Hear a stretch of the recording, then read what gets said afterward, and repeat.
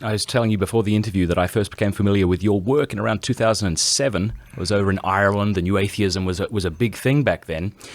And I listened to many debates, and I have to say it was embarrassing to see so many Christians be demolished, at least rhetorically and often substantively, I thought, by these atheists.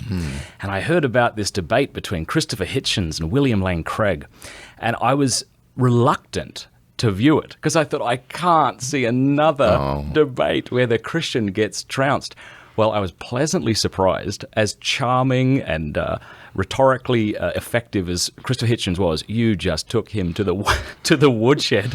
And so I wanted to ask you about that debate. What are your thoughts on it? What was it like meeting Christopher Hitchens? Well, the interesting thing about that debate was that I didn't want to do it either because I knew that Hitchens was so famed for his rhetoric and purple prose, and I didn't think it would be a substantive debate, and I could get corralled into a situation where it was all basically rhetoric.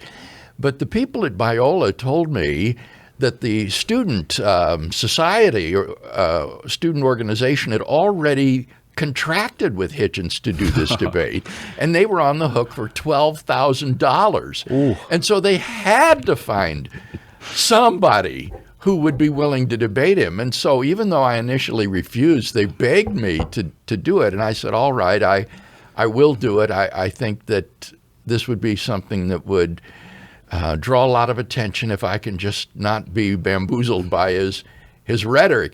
Well, just shortly before the debate, Hitchens and I were on a panel discussion in, I believe, Dallas, Texas together at the Christian Booksellers Conference. And in this panel discussion, it just became very clear to me that he had absolutely no understanding of the arguments for the existence of God and no substantial objections.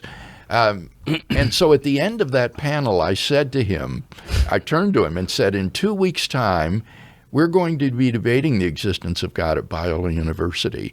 And I would really encourage you in those 2 weeks to bone up on these arguments so that we can have a more substantive discussion than we've had here today. You were sort of needling him. I was.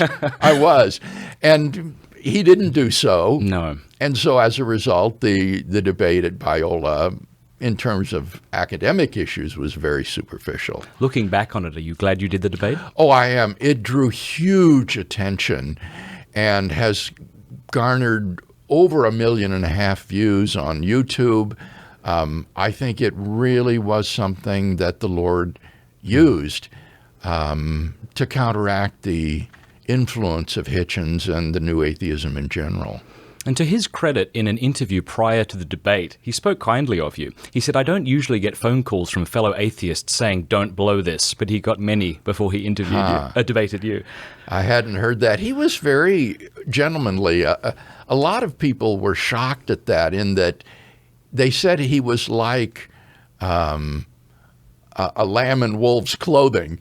He didn't really use his normal vulgarity and profanity. He was really, really well behaved in that debate, probably because it was at a Christian university and he didn't want to alienate everybody. And so he was very gentle and well behaved.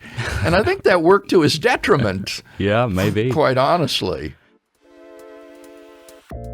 Hey, if you enjoyed that clip, you will absolutely love the full interview, so click right there to enjoy the whole thing. Also, a big thanks to these groups who made that interview possible. Learn more in the show notes below about these guys. They're absolutely incredible and honored to have them as sponsors.